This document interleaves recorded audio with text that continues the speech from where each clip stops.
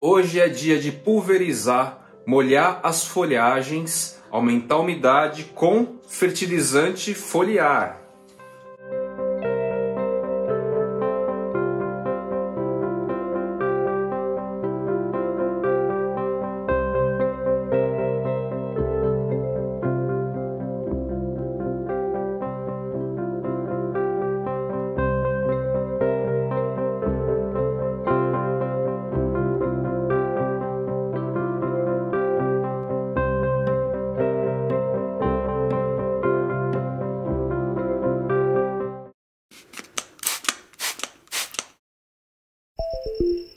Saudações plantoides! Tudo bem com vocês? No vídeo de hoje vou apresentar para vocês aqui, o foco principal vai ser mostrar para vocês aqui o início do processo de corte e propagação da Monstera deliciosa variegata. Só que para começo do vídeo eu vou mostrar para vocês aqui algumas outras propagações já acontecendo em tempos diferentes aqui, para vocês entenderem alguns conceitos, certo? Antes propriamente da gente ir lá ceifar, picotar a Monstera deliciosa variegata. Aqui, gente, isso aqui, ó, era a planta original, certo?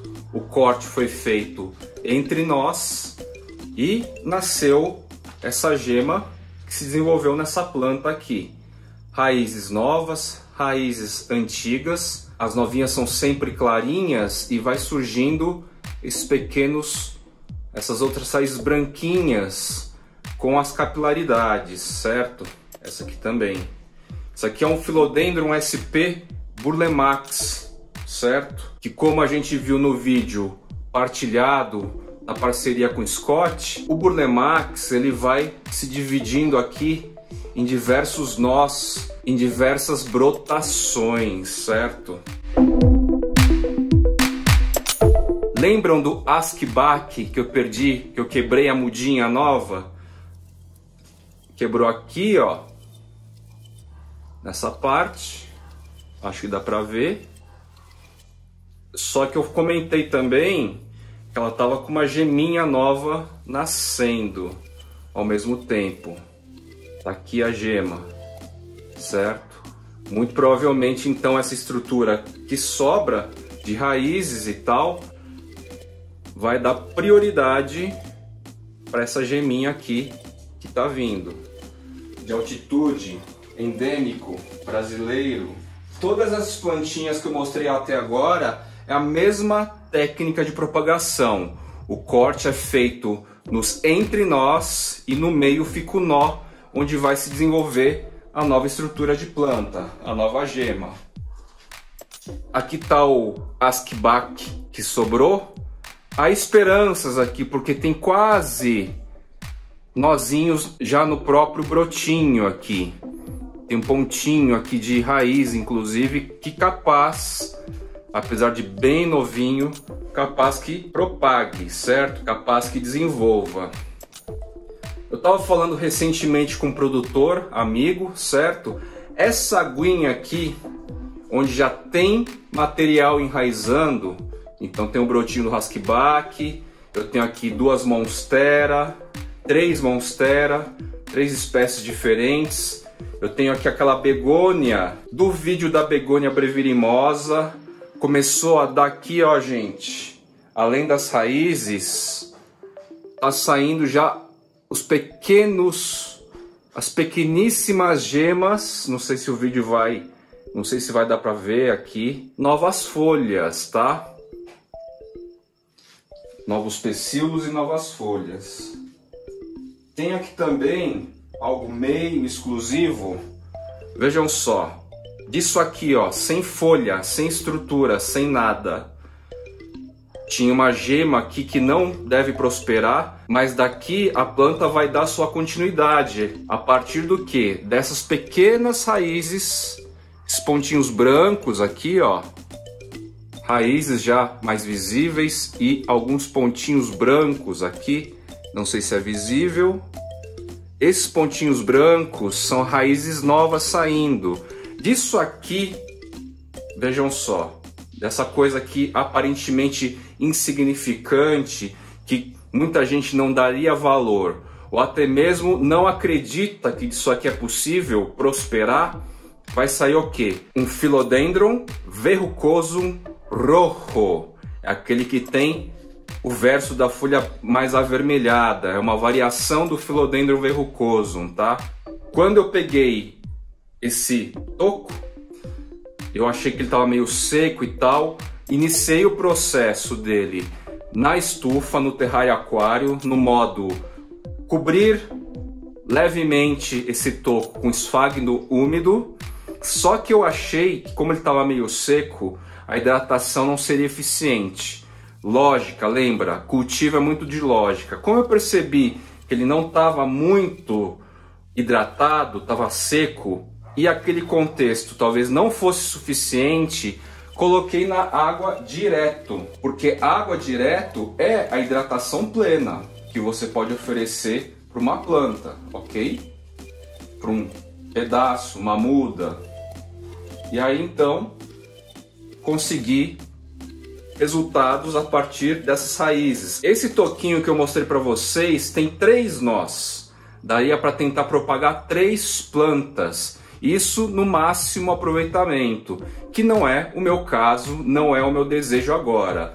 Mas nas gringas, lá na Europa e lá nos Estados Unidos, como a cultura já é mais de longa data, não pensem que existe mimos de plantas perfeitas chegando nas nossas casas, nas casas deles, melhor dizendo. Se eu quero de repente um Epipremnum pinnatum variegata, o proprietário vai lá, corta um nozinho do Epipremnum, deixa eu mostrar, deixa eu dar um exemplo aqui, o que é um nozinho do Epipremnum. O gringo vai lá, negocia as pequenas fortunas, certo? E aí o que ele vai oferecer? De fato, o que o usuário vai receber? O comprador vai receber exatamente isso aqui, ó. Deixa eu dar um exemplo para vocês, bem claro. Night and day, you are the one.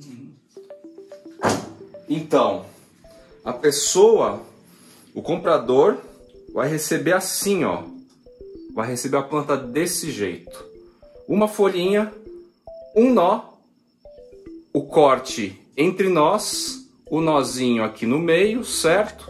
Com alguma raiz. E o novo dono dessa planta vai pegar isso aqui e continuar a sua história com isso aqui, a partir de pequenas greenhouses de vidro, de plástico, estufas como a gente faz aqui, na própria água, como eu mostro. Então assim, a Urban Jungle lá fora, que a gente pode dizer que já está alguns degraus mais desenvolvido, mais avançado, mais instituído, trata as trocas, as vendas dessa maneira, ok? A gente de repente aqui está com alguns padrões confortáveis e tal, mas no dia a dia, na dinâmica, nas variações desse mercado, de interesses, de gostos, de urgência às vezes para se obter a planta, de urgência para se desfazer, vender, para gerar dinâmica agilizada de mercado, e nisso os estrangeiros são meio que imbatíveis, eles constroem esse tipo de relação com plantinhas assim, ok? Muito importante vocês terem essa visão, que sugere que no Brasil também vai ter vertentes, terá vertentes com essa característica, que não quer dizer nem bom nem ruim, é o rolê, é parte integrante do rolê e muitas pessoas vão assimilar esse processo também. O que mais eu posso mostrar de propagação? Vou mostrar aqui um geral, eu não sei se eu completei esse assunto antes aqui no vídeo, mas essa água aqui, ó, quando você já tem enraizamento, ela libera substâncias, não sei se necessariamente hormônios, mas ela libera substâncias. Quando eu colocar algum outro toco ou alguma outra planta para enraizar, como vai ser o caso da Monstera deliciosa variegata, essa água aqui já está com alguns químicos que vão incitar, vão ajudar a estimular as raízes do novo toco aqui. Ou seja, vale a pena você fazer propagação em água nesse tipo de condição. Esse meu colega produtor, inclusive, esse meu amigo produtor, falou que tem a técnica da lentilha. Lentilha, para quem cozinha e gosta de lentilha, sabe que a lentilha, gente, de um dia para o outro, em algumas horas, ela já está dando raiz. Os elementos propícios para enraizamento na lentilha são potencializados. Então ele falou que é isso. Se você colocar num recipiente grãos de lentilha e você colocar um toco lá de alguma outra planta, a química lá dentro, o caldo que se forma lá dentro, os compostos, as substâncias vão estimular a próxima planta também. Olha só que interessante. É um enraizador natural. Em quais condições? Usando uma aguinha suja dessa, ó, com musgo e tal. Se eu colocar uma plantinha aqui, o ambiente aqui, o contexto químico vai estar favorável para a proliferação de raízes, porque já está nessa condição. Essas plantas que já estão aqui já estão liberando isso na água. Sacou? Interessante? Da hora? Por isso eu entendi, antes dessa conversa com o meu parceiro, eu já tinha percebido exatamente isso. Se eu colocasse uma plantinha num vidrinho bonitinho, com aquela água limpa, nova, demora.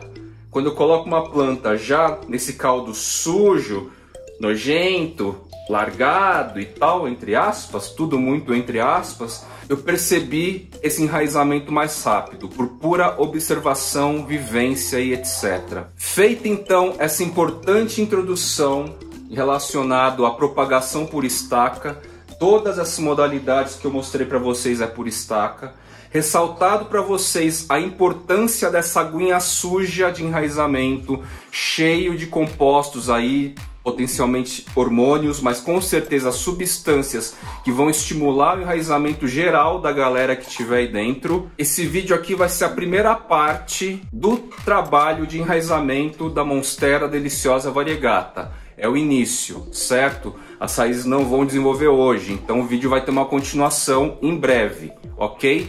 Eu vou até a fase onde eu vou transformar parte da minha Monstera Deliciosa Variegata em pedaços de propagação, já nessa vibe gringa, ok? Nó por nó. Valendo então! Só um detalhe no lance da lentilha que eu comentei agora há pouco. Eu falo que é mais rápido, galera, mas não pirem, tá? Não vai enraizar em uma semana. Às vezes pode até enraizar, mas assim, quem sabe, quem tá acostumado com o processo de enraizamento, rápido é assim, 20 dias, um mês, começar a despontar os primeiros pontinhos branquinhos, tá? Bom, eu vou cortar minha Monstera, então...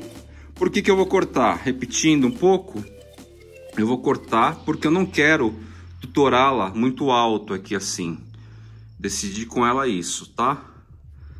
Então, hora de cortar e propagar. Vou cortar mais ou menos onde eu falei que eu ia fazer o corte, certo? Ah! Tem boeia volubilis grudada nela. Vamos tirar a boeia. Boeia volubilis, né? Você sabe qual eu tô falando, né? A cebola suculenta lá. Bem legal também. Se deixar no sol, vai nos entregar essa cabeleira louca. Olha a boeia. O ano inteiro. Aqui está o corte. Eu tenho, vamos contar juntos aqui. Eu tenho um nó, certo? Com uma super raiz. Eu tenho um segundo nó. Aqui é um primeiro entrenó. Esse aqui já é um entrenó. Ó, eu cortei rapidinho, escureceu. Olha só que interessante.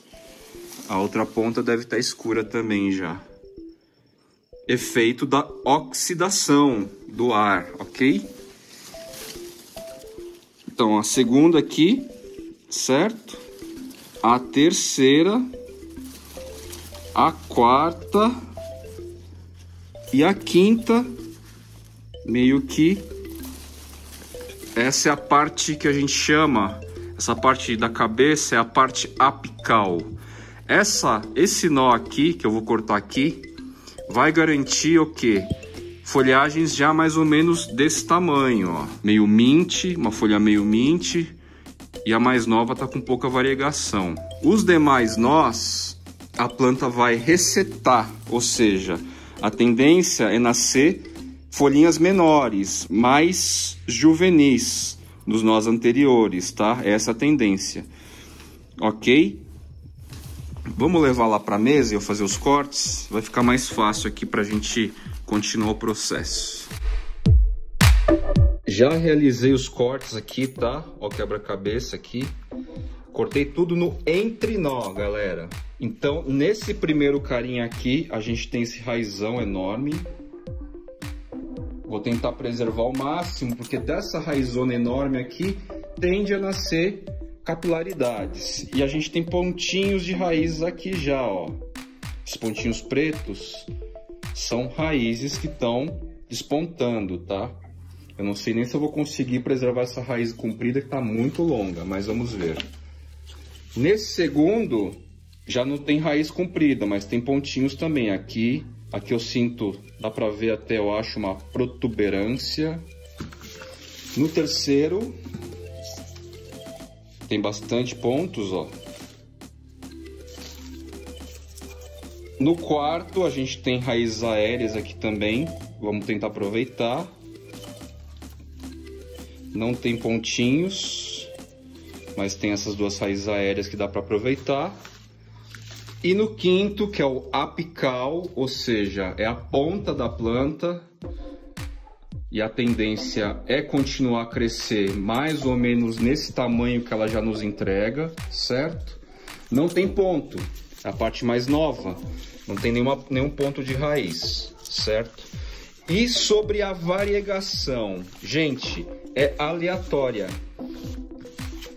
Eu não vou ter nunca certeza, 100% de certeza, quais dessas plantas vão me entregar folhas variegatas.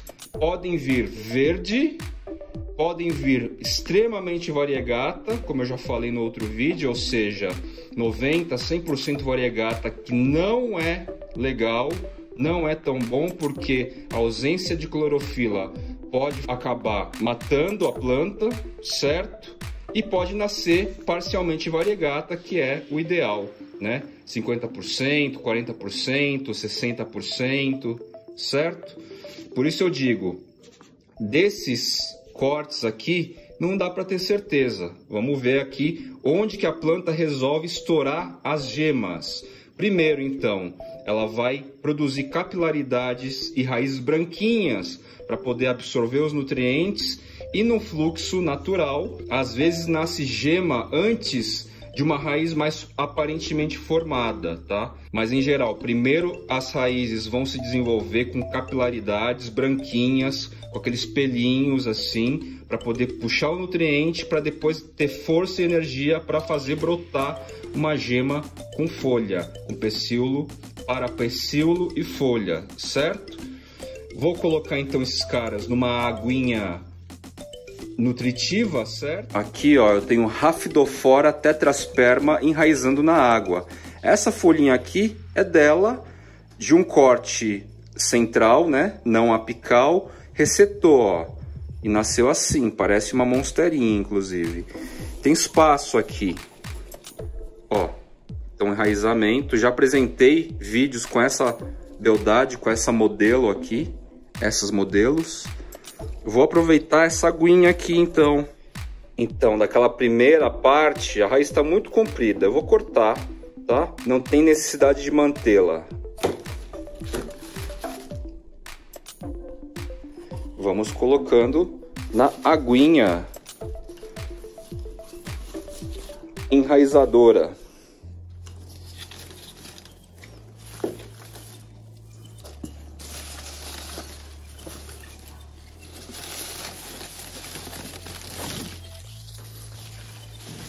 Vira até um buquê. Olha só, esquema de ornamentação, né? A galera coloca em recipientes bonitos e tal, deixa sobre mesas em eventos e tal. E aí eu vou lá e coloco devolvo a Rhaphidophora. Olha o tamanho da raiz da Rhaphidophora aqui, que nasceu só na água. Ó. Legal, né? Esse carinha especificamente eu resolvi deixar na área externa. Por quê? Para tomar um solzinho, uma luz natural aqui. Vou arranjar algum canto aqui para ela.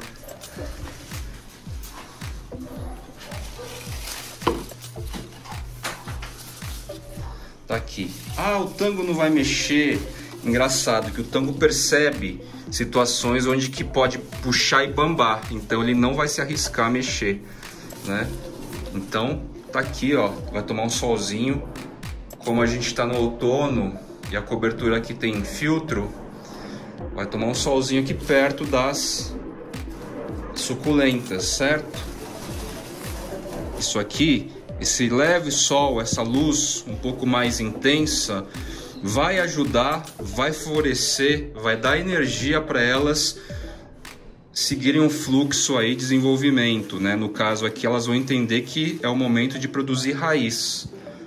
E a técnica do esquecimento, óbvio, de tempos em tempos eu bato o olho aqui para ver se não está tendo a podridão, certo? Na água, na raiz e tal, faço trocas periódicas e é isso. Aproveitando aqui, ó, lembram desse Epipremnum aureum? Ele ainda está na água aqui. Olha essa estrutura apical aqui, que deu. Tá desenvolvendo aqui já, mais ou menos deu uma resetada em relação às folhas anteriores, tá sem corte, mas aqui, ó, é questão de eu tutorar. Olha a grossura do caudex, é questão de eu tutorar, mas tá desenvolvendo tudo só na água, ó, no mesmo esquema, nessa água, nesse caldo nutritivo para enraizamento.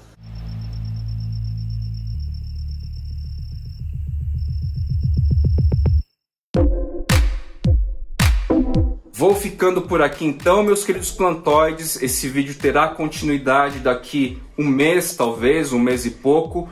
A gente está no período de outono, não é o melhor momento para esse tipo de prática, mas como eu já tenho algumas condições aqui propícias, vamos tentar. São testes, ok? É isso aí, vou ficando por aqui e até o próximo episódio do Jardineiros Urbanos pro Fly.